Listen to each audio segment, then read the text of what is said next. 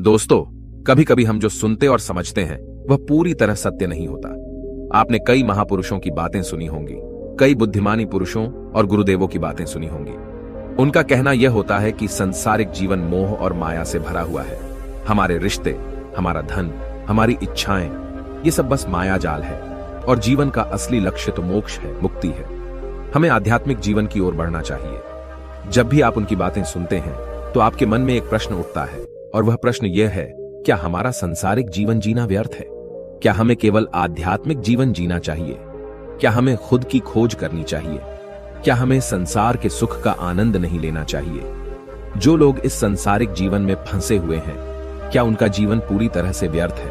किसी को अपने माता पिता के लिए धन कमाना है तो कोई अपने परिवार को सुखी देखना चाहता है, कोई अपने बच्चों की चिंता में दुखी है तो कोई अपने लिए कुछ करना चाहता है, नाम कमाना चाहता है, कोई अपनी प्रेमिका को खुश रखना चाहता है, कोई अपने प्रेमी को पाना चाहता है, कोई बड़ा आदमी बनना चाहता है तो कोई राज करना चाहता है, कोई साधारण जीवन जीना चाहता है। इसी प्रकार हम सभी के तरह तरह के सपने हैं, तरह तरह के विचार हैं। हम सभी को अपने जीवन में कुछ ना कुछ तो चाहिए ही, परंतु ये सभी बुद्ध पुरुष जब हमारे सामने आते हैं तो हमारे इन सपनों को तोड़ मरोड़ के रख देते हैं। जब कहते हैं कि संसारिक जीवन व्यर्थ है और खुद को जानो, खुद को पहचानो, आध्यात्मिकता की राह पर चलो, तब उस वक्त हमारे मन में, हमारे मस्तिष्क में तरह तरह के विचार उत्पन्न होने लगते हैं।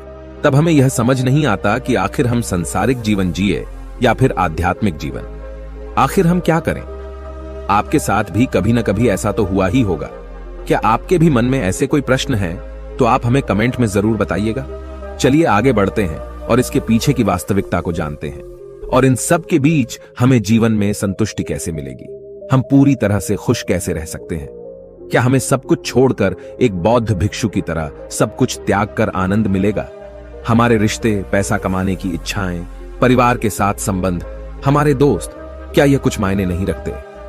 दोस्तों, वास्तविकता तो यही है कि आप उन बुद्ध पुरुषों की बातों को अच्छी तरह से समझ ही नहीं पा रहे, क्योंकि वो कहना कुछ और चाहते हैं और आप उनकी बातों का मतलब कुछ और ही निकाल रहे हैं।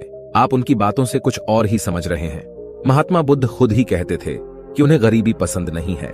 वे यह कहते थे कि आपको सफलता प्राप्त करने के लिए आर्थिक रूप से सक्षम बनना आवश्यक है। इसका मतलब है कि जब तक आप गरीब हैं और आपके पास आर्थिक साधनों की सामग्री नहीं है, तब तक आप अपने आत्मा की खोज में आगे नहीं बढ़ सकते। और ठीक उसी के विपरीत संपन्नता और अमीर होना भी आपके आध्यात्मिक मार्ग की बाधा बन जाती है। कई महापुरुषों ने, कई बौद्ध पुरुषों ने अपनी बातें बहुत ही सीधी और सरल भाषा में कही है, लेकिन हम सभी उन बातों का अर्थ कुछ और ही निकाल बैठते हैं। हम सभी उनकी बातों को समझ नहीं पाते, क्योंकि उनकी बातें रोजमर्रा की जिंदगी से बिल्कुल अलग होती है। वे लोग कहना तो कुछ और चाहते हैं, लेकिन हम में से ज्यादातर लोग उनकी बातों का मतलब कुछ और ही निकाल लेते हैं और उसे अपने जीवन में उतार कर हम अपना पूरा जीवन पूरी तरह से बर्बाद कर लेते हैं। चलिए इसे कहानी के माध्यम से समझते हैं। एक बार की बात है, महात्मा बुद्ध नगर वासियों को उपदेश दे रहे थे। महात्मा बुद्ध कह रहे थे कि संसार के माया जाल में मत फंसो, संसार से ऊपर उठो। संसार से ऊपर उठकर ही तुम संसार को जी सकते हो। संसार में जो फंस गया, जिसने अपनी बुद्धि का इस्तेमाल नहीं किया, वो व्यक्ति जो समय पर अच्छे कर्म नहीं करता और बुरे कामों में जुट जाता है, वह आने वाले समय में बड़े दुखों का सामना कर सकता है, क्योंकि उसके बुरे कर्म ही उसके दुखों का कारण बनेंगे। इसलिए आप सभी इस संसार की मोह माया अर्थात इच्छा, लालच, क्रोध इत्यादि को ध्यानपूर्वक देखते हुए अपने कर्म करें। इतना कहकर महात्मा बुद्ध ने अपना उपदेश समाप्त किया और वहां से चले गए। महात्मा बुद्ध जब ये उपदेश दे रहे थे तो वहां पर उस नगर का सबसे धनी व्यक्ति वहीं पर मौजूद था, और उस व्यक्ति पर महात्मा बुद्ध की बातों का बहुत गहरा असर पड़ा। उसका मन अब संसारी जीवन में नहीं लगता था, वह संसारी जीवन से हटने लगा था। अब उसे अपना सब कुछ किया हुआ व्यर्थ नजर आने लगा था।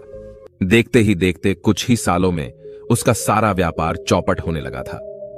उस धनी व्यापारी के परिवार के सभी सदस्य उसे इस तरह से देखकर बहुत चिंतित रहने लगे थे, और जब भी कोई उससे बात करने की कोशिश करता था तो वह धनी व्यापारी एक ही बात कहता, यह धन दौलत तो सब बेकार की चीजें हैं, यह सब तो मोह माया है, सब बेकार है। भला हम रिश्ते निभाकर क्या करेंगे? यह सब तो वासना है। जीवन तो केवल एक ही है और वह है मुक्ति। अब तो केवल उसी की आस है, उसी की प्यास है। मैं इतना समझ चुका हूं कि अब से जो भी होगा वह सब अच्छा होगा। अब से उसने व्यापार पर भी ध्यान देना बिल्कुल बंद कर दिया था और देखते ही देखते वह धनी व्यापारी उस नगर का सबसे गरीब व्यक्ति बन चुका था। वह पूरी तरह से निर्धन हो चुका था। उसका सब कुछ बर्बाद हो चुका था और उसका पूरा परिवार सड़क पर आ गया था। एक दिन जब उसके घर में खाने के लिए कुछ नहीं बचा तो उसने अपने आप से कहा, यह मैंने क्या कर दिया? सब कुछ तो बहुत अच्छा चल रहा था, लेकिन मैंने अपने हाथों ही सब कुछ बर्बाद कर दिया। आज मेरे परिवार का हर एक सदस्य भूखा है। उनके पास खाने के लिए कुछ नहीं और मैं उनके लिए कुछ नहीं कर पा रहा। वह यह सब सोच ही रहा था कि तभी उसे याद आया कि उसने महात्मा बुद्ध की बातों में आकर अपना जीवन बर्बाद कर लिया। न तो उसे मुक्ति मिली और न ही धन।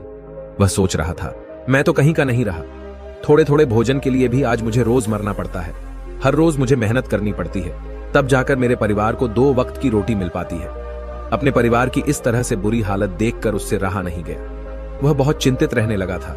वह बहुत परेशान हो चुका था। एक दिन वह अपने घर से भाग गया।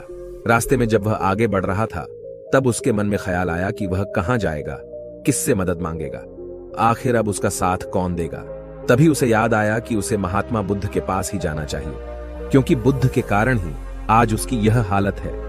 उसके हालात के जिम्मेदार तो वही है। मैं तो सीधा सीधा अपने मार्ग पर जा रहा था, लगातार अपने व्यापार में उन्नति कर रहा था, लेकिन जब से मैंने उनकी बातें सुनी तब से मेरा मन विचलित हो गया। मुझे समझ नहीं आया कि मैं जो जीवन जी रहा हूं क्या वह सत्य है, या फिर जो वह जीवन जी रहे वह सत्य है। उनकी चिकनी चुपड़ी बातों में आकर मैंने अपना सब कुछ बर्बाद कर दिया। मेरे हालात के जिम्मेदार तो वही हैं, इसलिए मुझे उनके पास ही जाना चाहिए। अपने मन में क्रोध लिए 2 दिनों की लंबी यात्रा करके महात्मा बुद्ध के पास पहुंचा और क्रोध में आकर महात्मा बुद्ध से कहता है, हे बुद्ध, आपको कोई ज्ञान नहीं, न ही आपने सत्य की प्राप्ति की है। आप तो केवल भोले भाले लोगों को फंसाना जानते हैं। अपनी चिकनी छुपड़ी बातों में उन्हें बहलाना जानते हैं। आप लोगों के सीधे पर का फायदा उठाकर अपनी प्रसिद्धि और अपनी प्रशंसा करवाते हैं। आप हमें ऐसे सपने दिखाते हैं जो कभी पूरे नहीं हो सकते। मैं भी ऐसा ही एक सीधा साधा व्यक्ति था और मैं उस नगर का सबसे बड़ा धनी व्यक्ति था। आपसे मिलने से पहले सब कुछ ठीक चल रहा था। मेरे पास धन की कोई कमी नहीं थी, सारे ऐशो आराम थे, सारी सुख सुविधाएं थीं। लेकिन जब से मैंने आपका उपदेश सुना, मैं आपसे इतना प्रभावित हो गया कि मैंने आपकी बातों को ही मानना शुरू कर दिया और वो सारी चीजें छोड़ दी जो मुझे संसारी जीवन से जोड़ती थी। अर्थात संसार की सारी मोहमाया मैंने त्याग दी और आज देखिए आपकी वजह से मेरा पूरा परिवार भिखारी बन चुका है। वह छोटी सी कुटिया में रहता है, यहां तक कि रोज के खाने के लिए भी हमें तिल तिल मरना पड़ता है। आपकी वजह से मैं पूरी तरह से बर्बाद हो चुका हूं। उस व्यक्ति के इतना कहने के बाद महात्मा बुद्ध शांति से मुस्कुराते हुए उस व्यक्ति से कहते हैं, आखिर तुम्हारे साथ क्या हुआ है और तुमने मेरी बातों का क्या मतलब निकाला? इस पर वह व्यक्ति महात्मा बुद्ध को सारी बातें बता देता है। आप कहते हैं कि धन दौलत की इच्छा करना, ये कामना, ये वासना से बुरी है। आप संसारिक जीवन को बुरा कहते हैं और खुद इस संसार में आकर भिक्षा मांगते हैं। आप आध्यात्मिक जीवन को अच्छा बताते हैं, किंतु मेरा एक प्रश्न है, इस आध्यात्मिक जीवन से हमें क्या मिलता है? इससे हमें क्या लाभ? आपने कहा था कि हमें आध्यात्मिक जीवन से सुख प्राप्त होता है, लेकिन मैंने तो जब से आध्यात्मिक जीवन अपनाया है तब से मुझे केवल दुख ही दुख मिला है।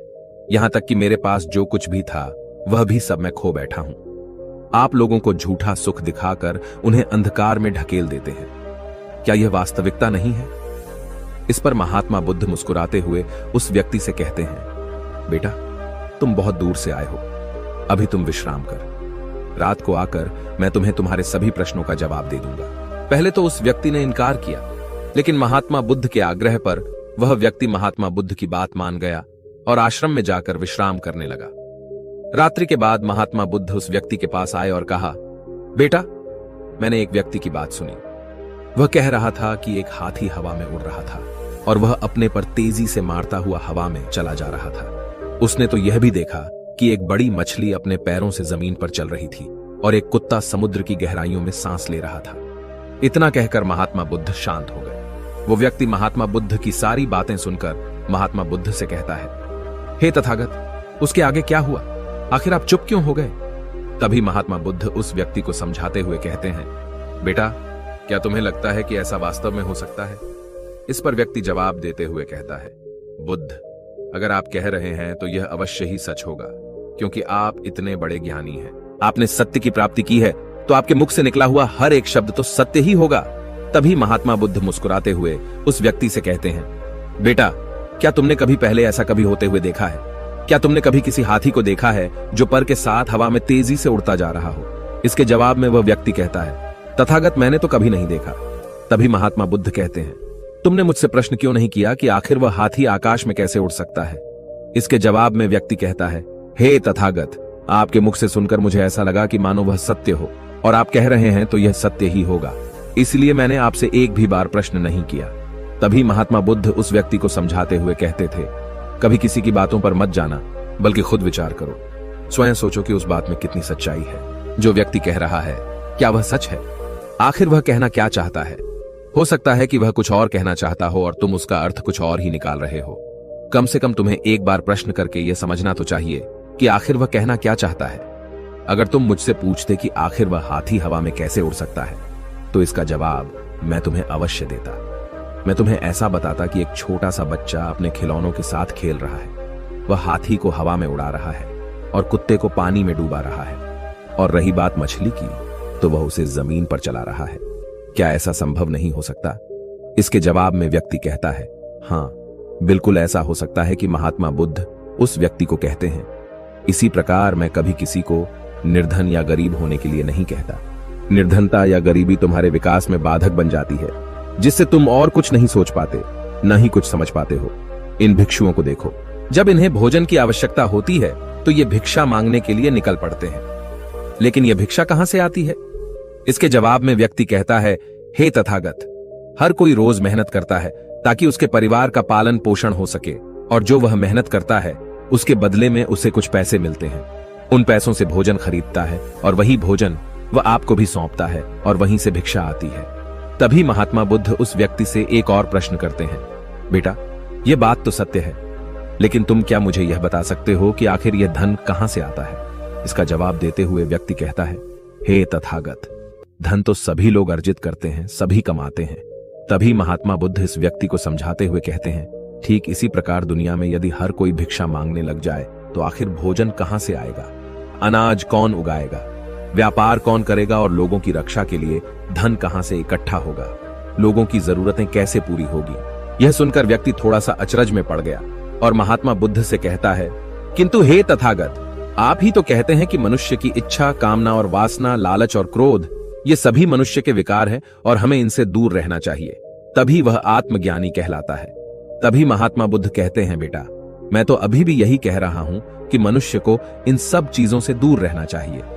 इस पर व्यक्ति महात्मा बुद्ध की बात काटते हुए कहता है, हे तथागत, पर दुनिया तो इसी पर चल रही है, इसके बिना भला यह संसार कैसे चल सकता है? हर किसी को पैसों की जरूरत है। बिना पैसों के वह अपने परिवार को नहीं चला सकता, वह अपने परिवार का पालन पोषण नहीं कर सकता, वह अपने परिवार के लिए भोजन नहीं ला सकता, और यदि वह पैसे नहीं कमाएगा तो वह भूखा मर जाएगा। तभी महात्मा बुद्ध कहते हैं, बेटा, यह संसार इन चीजों से नहीं चल रहा, इन चीजों से बिगड़ रहा है। इस पर व्यक्ति कहता है, हे तथागत, आखिर आप क्या कहना चाहते हैं?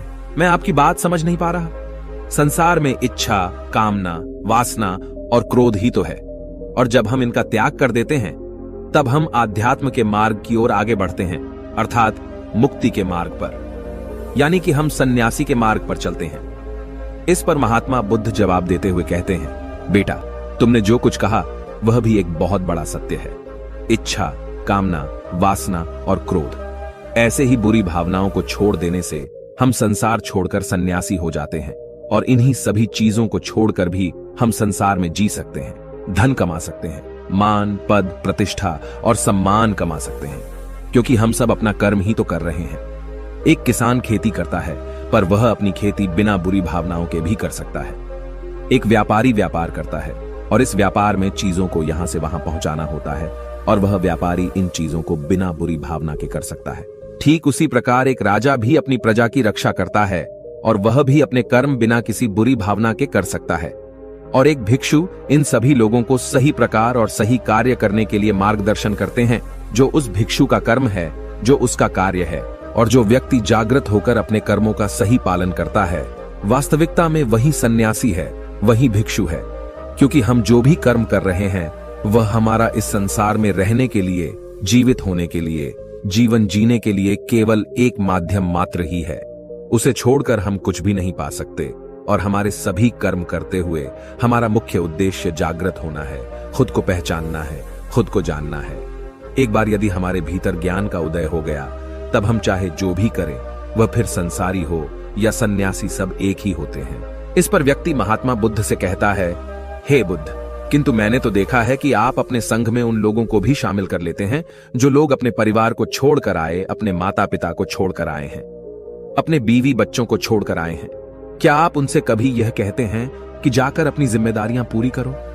जाओ, अपनी जिम्मेदारियां संभालो और धन कमाओ और वहीं पर रहकर तुम आत्मज्ञान प्राप्त करो। उस व्यक्ति के प्रश्न का जवाब देते हुए महात्मा बुद्ध कहते हैं, भक्ति, क्या तुम शांति को हवा में उड़ा सकते हो? इसके जवाब में वह व्यक्ति कहता है, नहीं, मैं नहीं उड़ा सकता। तभी महात्मा बुद्ध कहते हैं, केवल एक बच्चा ही हाथी को हवा में उड़ा सकता है। ठीक उसी प्रकार जिस व्यक्ति को जो बनना है वह तो वह बनकर ही रहेगा। जैसे किसी व्यक्ति को राजा बनना है तो वह राजा बनेगा, किसी व्यक्ति को व्यापारी बनना है तो वह व्यापारी बनेगा। ठीक इसी प्रकार यदि किसी व्यक्ति को आत्मज्ञान की प्राप्ति करनी है तो उसे सब कुछ तो त्यागना ही होगा। आगे महात्मा बुद्ध उस व्यक्ति से कहते हैं, बेटा, क्या तुम सब कुछ छोड़कर आत्मज्ञान के मार्ग पर आगे बढ़ते, या फिर तुम यह सोच रहे थे कि इस रास्ते पर चलकर जीवन आसान हो जाएगा, जो होगा सब अच्छा होगा, सब कुछ अपने आप ही मिलने लगेगा, मुझे तो कुछ करने की आवश्यकता ही नहीं पड़ेगी, सारे दुख दर्द सब कुछ समाप्त हो जाएगा और जीवन में चमत्कार होने लगेगा और अंत में मुक्ति भी मिल जाएगी। महात्मा बुद्ध की यह बात सुनकर उस व्यक्ति को अपनी गलती का एहसास हो गया। पदोन्नति महात्मा बुद्ध के चरणों में गिर पड़ा और कहने लगा, हे तथागत, आप सत्य कहते हैं। मैंने तो कुछ ऐसा ही सोचा था, क्योंकि मेरा व्यापार सही नहीं चल रहा था तो मुझे लगा कि सब कुछ छोड़कर सब मिल जाएगा, मुझे कुछ करने की आवश्यकता ही नहीं पड़ेगी और मेरे सारे दुख दर्द हमेशा हमेशा के लिए खत्म हो जाएंगे और मैं आत्मज्ञान भी प्राप्त कर पाऊंगा। तभी महात्मा बुद्ध उस व्यक्ति से कहते हैं, बेटा, भिक्षु हो जाना कोई आसान बात नहीं है, इसके लिए सब कुछ त्यागना पड़ता है। एक एक चीज जिसे तुम बहुत प्रेम करते हो, वह सारी चीजें तुमसे एक एक करके दूर हो जाती हैं। तो क्या तुम भिक्षु बनने के लिए तैयार हो? क्या तुम सब कुछ छोड़कर आध्यात्म के मार्ग में आगे बढ़ना चाहते हो? इसके जवाब में व्यक्ति कहता है, हे तथागत, मुझे मेरी गलती का एहसास हो चुका है, मुझे भिक्षु नहीं बनना, मैं तो व्यापारी ही ठीक हूं, मैं तो अपने संसारी जीवन में ही ठीक हूं। परंतु अब भी मेरे मन में एक प्रश्न शेष बचा है, अगर आपकी आज्ञा हो तो वह प्रश्न भी मैं आपसे पूछना चाहूंगा। तभी महात्मा बुद्ध उसे आज्ञा देते हैं। इस पर व्यक्ति कहता है, हे तथागत, आप ही तो कहते हैं कि धन नहीं कमाना चाहिए, पद, प्रतिष्ठा, अहंकार हमें दुख की ओर ले जाते हैं और संसार में यही तो है और क्या है। यदि हमें संसारी जीवन जीना है तो हमें यह सब तो करना ही पड़ेगा। तभी महात्मा बुद्ध मुस्कुराते हुए उस व्यक्ति से कहते हैं, क्या तुम्हें भूख लगी है? इस पर व्यक्ति कहता है, हां तथागत, मुझे बहुत भूख लगी है। तभी महात्मा बुद्ध उस व्यक्ति को भोजन करवाते हैं। उसे भरपेट भोजन खिलाने के बाद महात्मा बुद्ध उस व्यक्ति से कहते हैं, लो और खाओ, ये सब तुम्हारे लिए ही है। इसके जवाब में वह व्यक्ति कहता है, तथागत, मैं पहले ही बहुत ज्यादा खा चुका हूं, अब मुझसे और नहीं खाया जाएगा, मेरे पेट में अब थोड़ी भी जगह नहीं रह गई है। यदि मैंने और अधिक खाया तो मेरा पेट दर्द करने लग जाएगा और फिर मुझे तरह तरह की परेशानियां होने लगेंगी, मैं परेशान हो जाऊंगा। तभी महात्मा बुद्ध मुस्कुराते हुए उस व्यक्ति से कहते हैं, बेटा, मैं भी तो तुम्हें यही समझाने का प्रयास कर रहा हूं कि जितनी जरूरत है उतना ही खाओ, उतना ही धन कमा जितने की तुम्हें आवश्यकता है, क्योंकि हर चीज जब हद से ज्यादा हो जाती है तो वह नुकसान जरूर पहुंचाती है। फिर वह चाहे धन हो, चाहे इच्छा, चाहे लालच या फिर कामना या वासना, सब कुछ हद से ज्यादा आपको नुकसान ही पहुंचाएगा और यह सब आपको केवल दुख ही देंगे। इसलिए इन्हें नियंत्रण में रखना चाहिए। जितने की हमें आवश्यकता है उतना ही हमें चाहिए, और जब आप इसे नियंत्रण में रखते हैं तो यह कभी आपको दुख नहीं दे पाएगा, आप हमेशा सुखी रहोगे। आ गई। महात्मा बुद्ध उस व्यक्ति से कहते हैं, भर दे, धन कमाना आवश्यक है, क्योंकि धन की कमी नहीं होनी चाहिए, भोजन की कमी नहीं होनी चाहिए, किसी भी कार्य को करने के लिए मन में इच्छा की कमी नहीं होनी चाहिए। लेकिन उसी के साथ में यह भी ध्यान रखना है कि इच्छा अत्यधिक भी नहीं होनी चाहिए। और मैं तुम्हें यही समझाने का प्रयास कर रहा हूं, मैं तुम्हें यही ज्ञान देने का प्रयास कर रहा हूं कि मध्य में रहो, न कम न ज्यादा। इसलिए जाओ और धन कमा व्यापार करो, अपने कर्म से न केवल अपना बल्कि दूसरों का भला भी करो। जब तुम अपने किए के सांसारिक कार्यों से लोगों का भला करते हो तब तुम में और किसी सन्यासी अर्थात किसी भिक्षु में कोई अंतर नहीं रह जाता।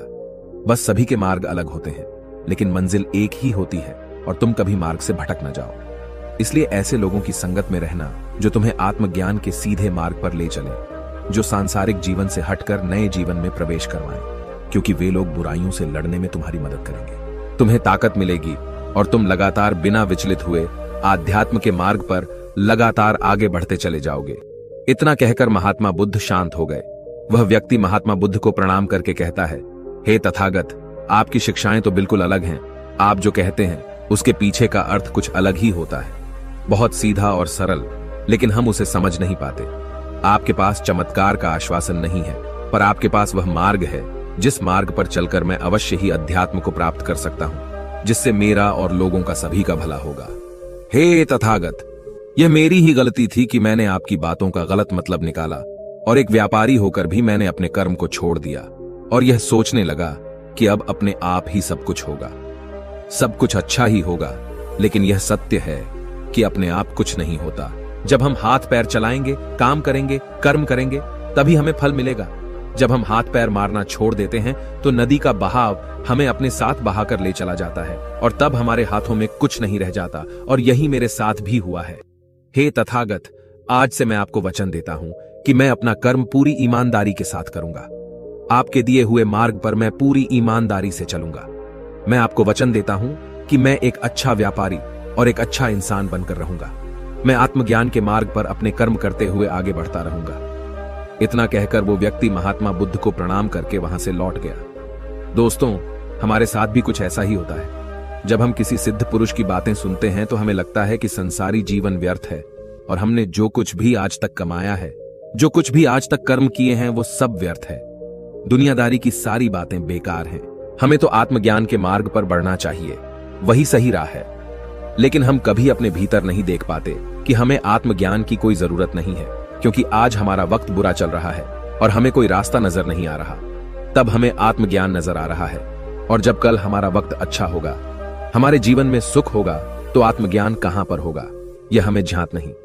इसीलिए जो आत्मज्ञान के मार्ग पर चलते हैं उन्हें सुख और दुख से कोई फर्क नहीं पड़ता, उन्हें अपने व्यवसाय से भी फर्क नहीं पड़ता, उन्हें जीवन की झंझटों से भी फर्क नहीं पड़ता। वह तो बस आत्मज्ञान के इस मार्ग पर खुशी खुशी चलते रहते हैं और अपनी मंजिल तक पहुंच ही जाते हैं। दोस्तों, आज के इस वीडियो से आपने क्या सीखा वह मुझे आप कमेंट में जरूर बताइए। इसी के साथ में उम्मीद है कि आपको आज की वीडियो भी जरूर पसंद आई होगी। इस वीडियो को लाइक और अपने दोस्तों के साथ शेयर जरूर कीजिएगा, और साथ ही चैनल को सब्सक्राइब और घंटी बटन को भी दबा दीजिएगा। चलिए फिर मिलते हैं एक और वीडियो में। तब तक के लिए अपना ख्याल रखें। धन्यवाद। नमो बुद्धाय।